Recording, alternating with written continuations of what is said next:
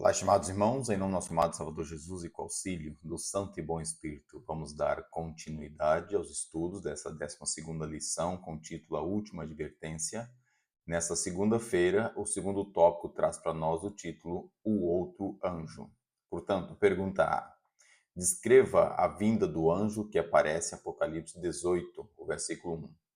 A descrição é: E depois dessas coisas, vi descer do céu outro anjo que tinha grande poder, e a terra foi iluminada com a sua glória. Pensamento inspirado. As mensagens dos três anjos devem se unir, iluminando o mundo com sua tríplice luz. No livro do Apocalipse, João afirma: Vi descer do céu outro anjo que tinha grande poder, e a terra foi iluminada com a sua glória.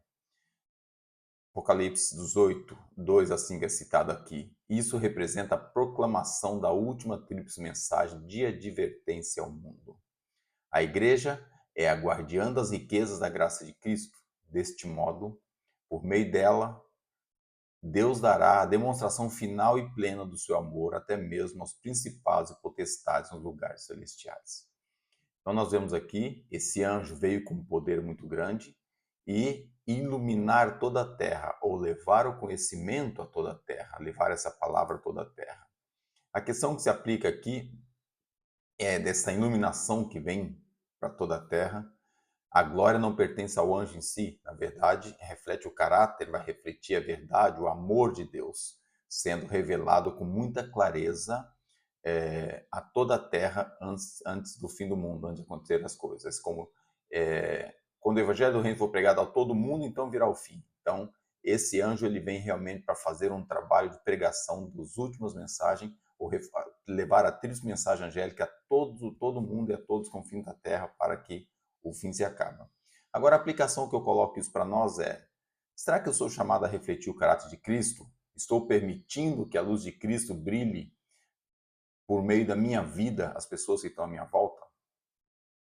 Eu sou um dos pregoeiros. Eu acredito que você também é um dos pregoeiros, é um dos que o anjo ali, como já estudamos, somos pessoas, somos a igreja de Cristo, a pessoa vai fazer o trabalho da expansão dessa mensagem. E se é a igreja de Cristo, nós somos parte dela, então somos um dos membros, corpo da igreja. Então, Deus deseja usar a sua igreja e cada crente, na verdade, cada um de nós para levar essa mensagem. Será que eu estou fazendo? Estou levando essa advertência ao mundo? Estou sendo uma luz para isso? Porque é imprescindível que a influência do Espírito Santo seja vista em nós, pelas minhas palavras, pelos meus atos, pela influência que tem, pelas atitudes, pelas decisões que tomo, pelo relacionamento que eu tenho com a minha esposa, com meus filhos, com as pessoas do trabalho. Ou seja, será que eu estou demonstrando isso? Então, será que a minha vida contribui para que todos que estão ao meu redor ele veja a verdade, o amor de Deus? São tudo perguntas que a gente deve refletir. Outra questão, tendo esse privilégio de ser um dos pregoeiros, será que eu estou tendo responsabilidade ao participar dessa proclamação do Evangelho, preparando as pessoas para o encontro de Cristo? Porque muitas vezes fala em pregar, pregar, pregar, mas a maior pregação que você possa fazer é o exemplo. É mostrar com o nosso caráter, mostrar com aquilo que Deus edificou em nós, que o Espírito Santo trabalhou em nosso coração, a outras pessoas quem nós somos. E isso prega muito mais do que abrir a boca e começar a falar do Evangelho para alguém. Então, acima de tudo, Deus e seu caráter é amor. E através do amor eu vou conseguir transmitir às pessoas quem eu sou. E quando a pessoa questionar ou perguntar qualquer coisa e eu responder e explicar à pessoa, vai ter uma base que ela olha e fala assim: realmente o que ele está falando é verdade, porque ele é o que ele está falando. Então, isso é muito importante para nós.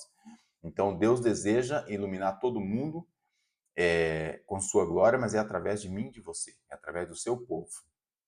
E devemos então refletir diante de todos os homens aquilo que Deus nos tem ensinado a ser. E pronto, refletir a Jesus, né? Conhecer, que nós devemos estar conhecendo a Jesus e refletir Ele em nossa vida.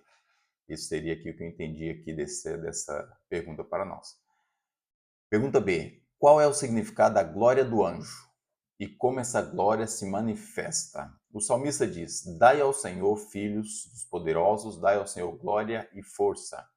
Dai ao Senhor glória, a glória devida ao seu nome. Adorai o Senhor na beleza da sua santidade. O salmista aqui consegue expressar o carinho, o respeito, a atenção, a devoção que ele tinha para com Deus. E isso é que fez com que ele, apesar de todos os seus defeitos, antes, como garoto, como rei inicial, ser o homem segundo o coração de Deus. E mesmo depois de toda a atrocidade que ele fez, depois de todo o pecado que ele cometeu, ele foi aos pés de Cristo, arrependeu-se e realmente voltou a ter esse carinho, essa atenção, essa dedicação a Deus, mesmo sofrendo as consequências de seu erro. Ele não deixou de amar, obedecer e reverenciar a Deus. E agora, qual o significado da glória do anjo e como essa glória se manifesta?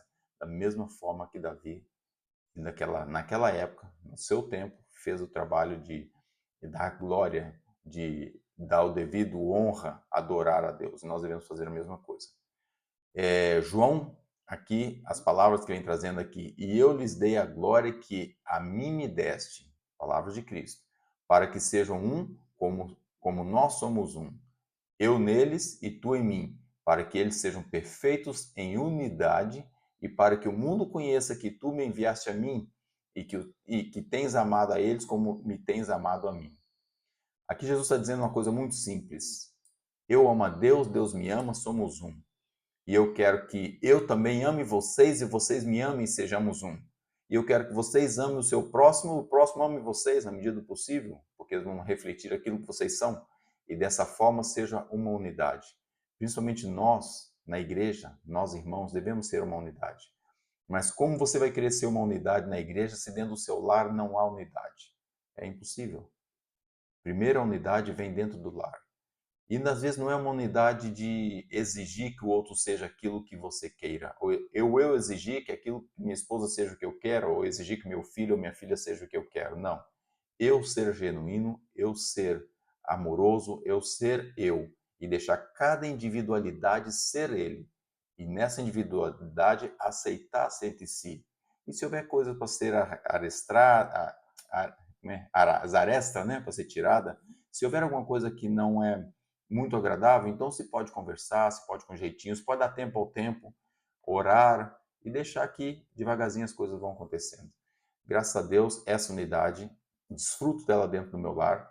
Não vou dizer que uma coisa que foi sempre que aconteceu, não foi. Eu, particularmente, houve muita coisa na minha vida que eu tive que melhorar. Muita coisa que ao longo do tempo eu fui percebendo, muita coisa que a própria esposa me ajudou muito, o meu filho depois que já se tornou homem, principalmente depois de casado, muita coisa que a gente vai mudando e aceitando.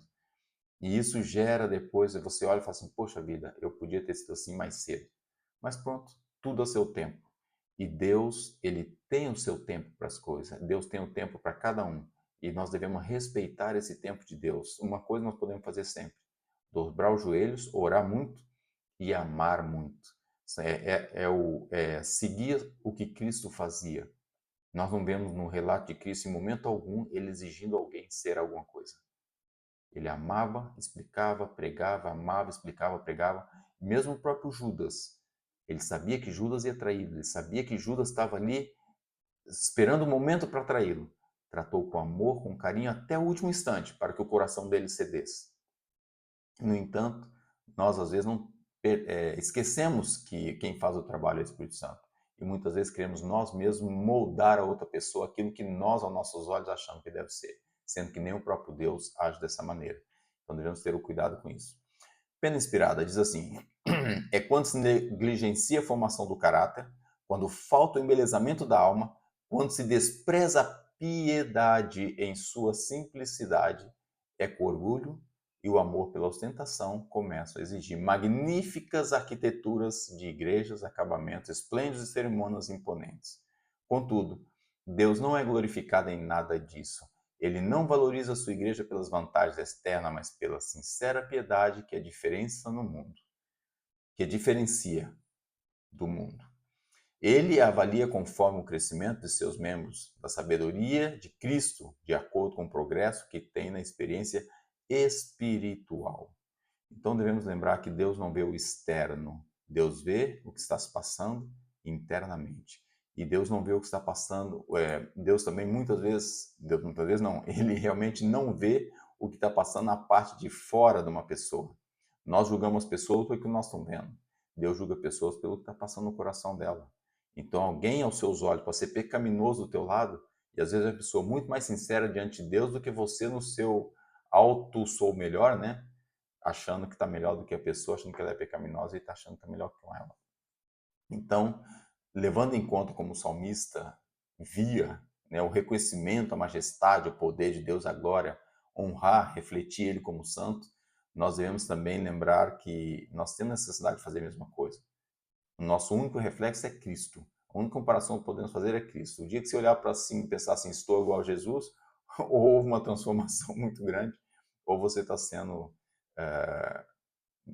presunçoso e é muito mal. O fato é que devemos realmente lembrar de refletir a Cristo no nosso dia a dia, que isso vai fazer uma revelação do nosso caráter a outras pessoas e vamos revelar o caráter de Deus. Então, um caráter transformado à semelhança de Cristo é o melhor que nós podemos adquirir, não só para nós mesmos, mas para edificar o outro. O amor genuíno, aquele amor que realmente você olha para uma pessoa com um olhar de resgate, com um olhar de misericórdia, com um olhar de entendimento para as outras pessoas, obedecer à vontade de Deus, santificar a sua vida, né, para poder, quando a pessoa santifica a própria vida, ela tem capacidade de gerir as circunstâncias menos boas de forma bem agradável, para não fazer outra pessoa se sentir mal ou condenada, e depois a presença do poder do Espírito Santo na vida, né? Isso é muito importante. Então, devemos lembrar que se a glória de Deus vai ser revelada através do caráter de Cristo em mim, então eu devo buscar diariamente a comunhão com Cristo. Porque sem essa busca profunda da diária, né, com Jesus, eu não vou permitir que o seu amor entre em mim. Agora, se eu o fizer, esse amor, a humildade, mesmo a santidade que Cristo vai trazer, vai ser visto por outras pessoas. E depois a pergunta não é quanto brilho exterior eu possuo, mas quanto caráter de Cristo eu tenho para refletir através das minhas atitudes, palavras, relacionamento. Isso é que é importante. Então, quando isso acontecer, graças a Deus. Mas o fato é que eu, se eu conseguir estar em comunhão com Cristo e revelar o caráter dessa maneira aos meus filhos, à minha esposa e depois lá fora ao trabalho, no trânsito, nas pessoas que eu faço negócio, na escola, seja onde for, então realmente eu vou estar iluminando o mundo com a glória de Cristo, que é o trabalho que esse quarto anjo vem aqui fazer. Pergunta-se, como Deus descreve ou como Deus descreveu a sua própria glória quando Moisés pediu para vê-la? Uma experiência extraordinária. Eu senti inveja de Moisés. Eu era criança, era adolescente, muito, muito novo, quando a professora da escolinha, dentro das histórias que nós estudávamos, falou que Moisés pediu para ver a glória de Cristo e a glória de Deus, né? E eu achei, assim, primeiro uma audácia muito grande, depois senti inveja, assim, fiquei pensando, puxa, que privilégio. E até hoje eu penso a mesma coisa. O relato diz, rogo-te que mostre a tua glória. Bem petulante, né? Digamos assim. Porém, a resposta de Deus foi, eu farei passar toda a minha bondade diante de ti e proclamarei o nome do Senhor diante de ti e terei misericórdia de quem tiver misericórdia e compadecerei de quem me compadecer. Então, Deus, a melhor maneira de tentar ver Deus é enxergar a misericórdia de Cristo. Nós olharmos para Cristo como ele agia diante de tanta acusação, diante de tanta pessoa mesquinha em volta dele, diante de tanta coisa ruim, qual era a atitude de Jesus? Isso é o caráter de Deus, é amor, é tentar realmente recuperar, salvar. E não ligar para o restante, o orgulho, a sensação, me ofendeu. Jesus não tinha nada disso, portanto, é o que aqui vem dizendo, né? Ainda seguindo a leitura de Êxodo 34, 5 a 7. O Senhor desceu numa nuvem e pôs-se ali diante dele, e ele proclamou o nome do Senhor. Passando, pois, o Senhor perante ele, clamou, ó Senhor Deus, misericordioso e piedoso, tardio em iraça e grande em beneficência e verdade, que guarda a beneficência em milhares, que perdoa a iniquidade, transgressão e o pecado, e que é o culpado não tem por inocente, e que visita a iniquidade dos pais aos filhos e sobre os filhos até a terceira e quarta geração. Moisés, quando viu Deus, quando ele percebeu, quando ele pressentiu, quando foi perceptível para ele a presença de Deus, ele realmente não sabia como expressar tanta glória, tanta bondade, tanta misericórdia, mas também ele enxergou algo. Ele enxergou a justiça de Cristo. Quando ele falou assim que perdoa a iniquidade e o pecado, E o culpado tem por inocente, mas também não, que o culpado não tem por inocente. Ou seja, ele viu não só a glória, o amor, a bondade, toda a misericórdia, mas também viu ali que ao culpado não tem por inocente. Ele viu também a justiça de Cristo que é certa, a justiça de Deus. Então devemos lembrar que Deus é um Deus de amor, é um Deus de misericórdia, mas ele também tem a justiça dele que está sempre incrustada em seu caráter. Mas é uma justiça muito uma justiça muito equilibrada, né? Muito justa, digamos assim, é o termo justo que eu queria encontrar. Texto inspirado. A parábola de Jesus diz: a glória dos atributos de Deus se manifesta em seu caráter. Cada página da Sagrada Escritura brilha com a luz divina. A justiça de Cristo, como uma pérola pura e branca, não tem defeito nem mancha. Nenhuma obra humana pode melhorar o grande e precioso dom de Deus, pois ele é perfeito. Então, vemos aqui que a glória dele manifesta como? Através do seu caráter. O seu caráter é o quê? É amor, é bondade. E ele traz tudo isso para nós.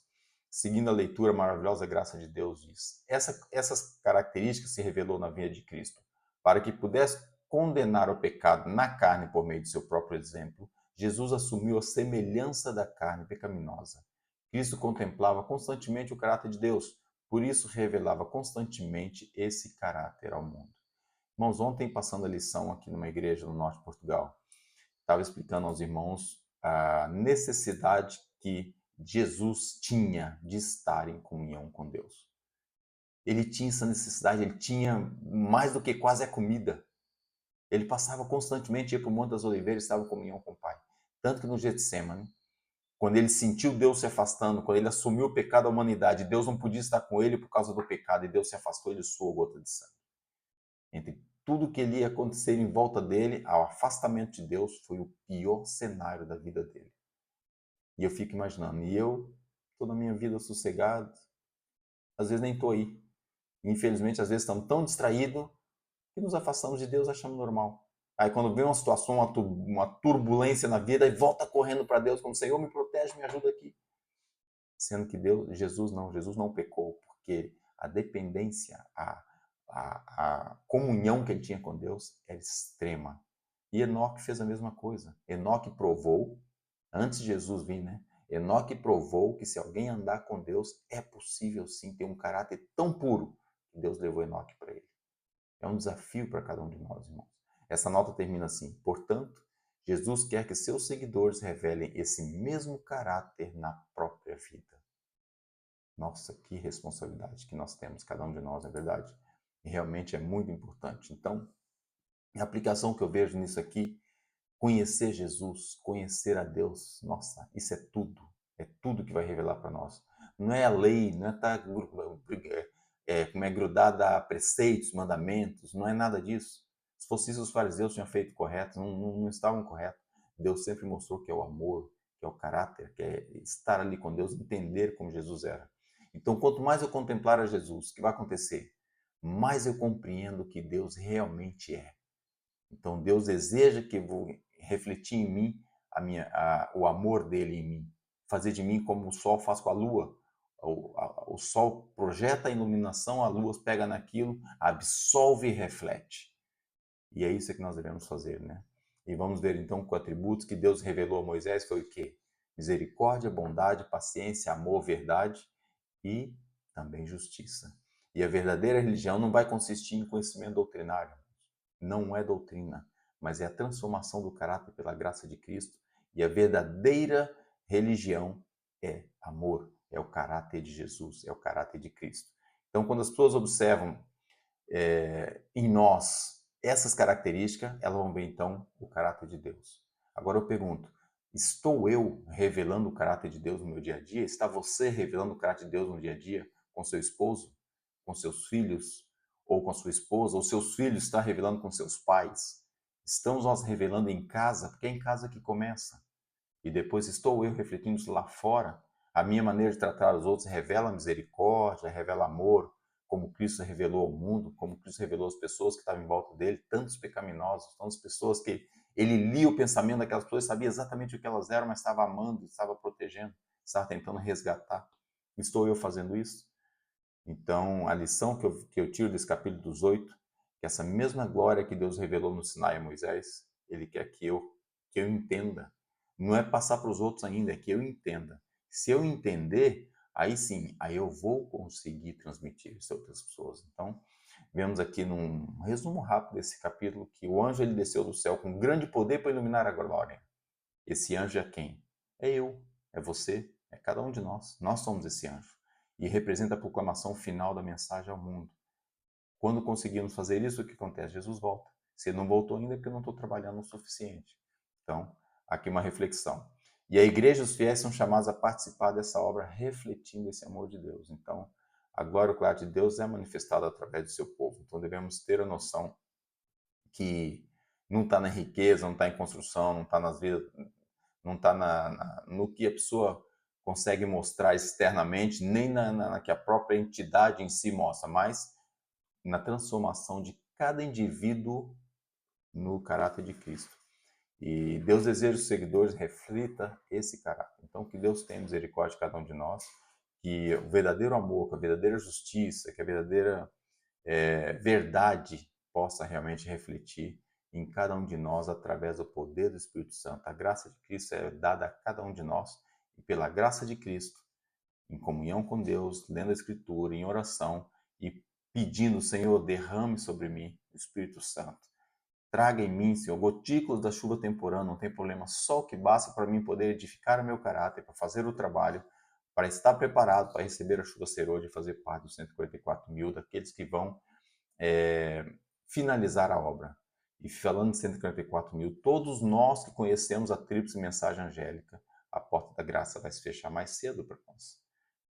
Quando sair o decreto dominical, a porta da graça fecha para nós. Atenção, nós somos aquelas pessoas que somos os detentores da verdade e a responsabilidade entre nós é maior.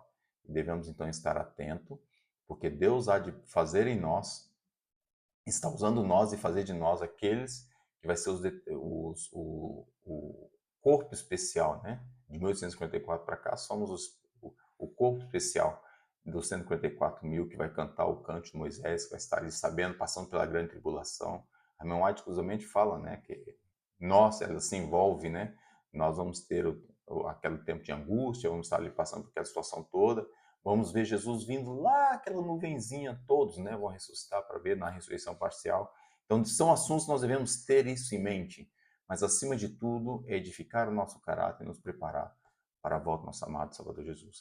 Que Deus de sua graça abençoe para que possamos realmente entender, estudar, avaliar pessoalmente cada um e fazer uma análise e pensar assim, Senhor, eu quero. E a partir do Senhor, eu quero, a promessa é pedir, dar-se-vos-á, buscar e acharei, batei e abrir-se-vos-á. E essa promessa vai se cumprir em cada um de nós. Que o Senhor nos abençoe para isso. Amém.